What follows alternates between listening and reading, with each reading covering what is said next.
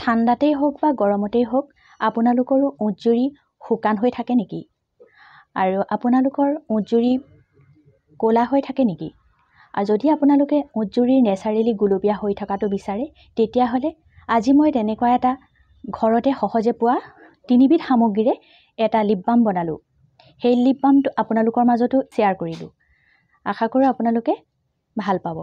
Hello' everyone, Momi Phukan travel and cooking চেনেললৈ আপোনালোকক স্বাগতম জনাইছোঁ। আশা কৰোঁ আপোনালোক সকলো ভালে আছে। চেনেলটোলৈ নতুনকৈ আহিছে তেতিয়াহ'লে ছাবস্ক্ৰাইব কৰি ল'ব আৰু কাষতে থকা বেল আইকনটো দবাই ৰাখিব। তেতিয়া মই দিয়া সকলো ভিডিঅ' আপোনালোকে সহজে পাই যাব। এতিয়া বলক ভিডিঅ'টো ষ্টাৰ্ট কৰোঁ। এয়া হৈছে আমাৰ ঘৰতে থকা ৰঙা গোলাপৰ পাহি। তেনেকৈ লৈ ল'ব আপোনালোকে। আৰু এয়া এল'ভেৰা আৰু টেঙা, এই 3বিধ সামগ্ৰীৰে আমি আজি এটা লিপ বাম প্ৰস্তুত কৰিম। আৰু এই গোলাপৰ পাহিবিলাক আপোনালোকে ধুই ল'ব। ধুই পেলাই জাষ্ট কাপোৰ এখনত অলপ শুকুৱাই ল'ব, যাতে পানী অলপ থাকিব নালাগে, পানীটো থাকিব নালাগে। আৰু আপোনালোকে এল'ভেৰাটো জেলটো আচলতে আপোনালোকে বজাৰত কিনিবলৈ পোৱা সেই এল'ভেৰা জেলো ইউজ কৰিব পাৰে।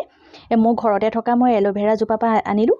আৰু যদি আপোনালোকে ঘৰতে থকা এল'ভেৰা গছ আনে তেতিয়াহ'লে আপোনালোকে প্ৰথমতে কাটি পেলাই অলপ দেৰি এনেকৈ ৰাখি দিব, কাৰণ ইয়াৰ হালধীয়া এটা বিজলুৱা এটা পদাৰ্থ ওলায়, সেই পদাৰ্থটো যাবলৈ দিব। এইটো স্কিনৰ কাৰণে বহুতেই বেয়া।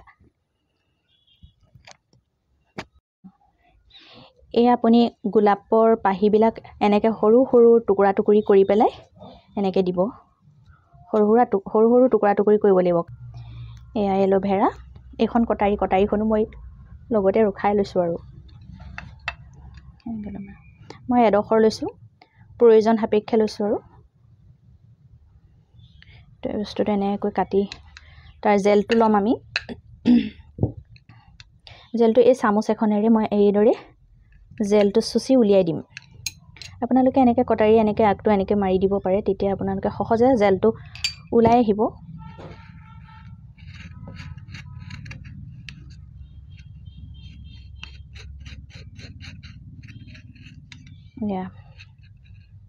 এয়া ওলাই আহিছে সহজে।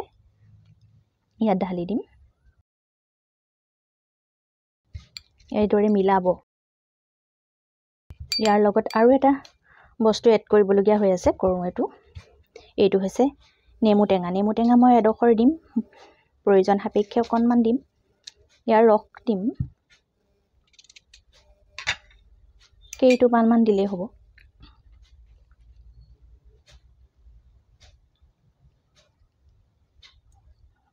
হৈ যাব। তাৰপিছত আপোনালোকে এতিয়া তিনিওটা বস্তু খুব ভালদৰে মিলাব। আপোনালোকে এল'ভেৰা জেলটো বজাৰৰ পৰা কিনা এল'ভেৰা জেলৰ 1 চামুচ দিলেই হ'ব।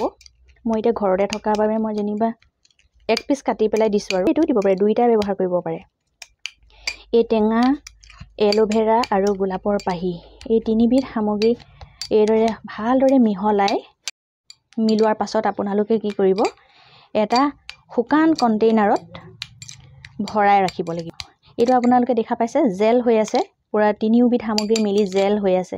এই বস্তুটো আপুনি এতিয়া বৰ্তমান আপুনি ওঠত লগাবলৈ অকণমান অসুবিধা হ'ব। এতিয়া বৰ্তমান লগাব নালাগে। এইটো কি কৰিব লাগিব, এনেকুৱা শুকান এটা কণ্টেইনাৰত ভৰাই ৰাখিব লাগিব।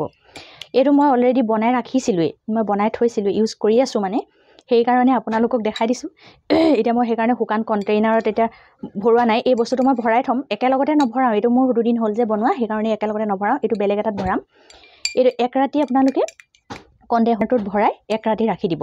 ৰাখি দিয়াৰ পাছত পিছদিনাখনি আপোনালোকে দেখা পাব এটা ৰেডিছ কালাৰ টাইপৰ কালাৰ আহি গৈছে। দিনটোত 2-3 বাৰ লগাব, ভাল ৰিজাল্ট পাব। চাই ভাল লাগিলে বন্ধুবৰ্গ আৰু পৰিয়ালৰ মাজত শ্বেয়াৰ কৰিবলৈ নাপাহৰিব। আজিলৈ বাই বাই।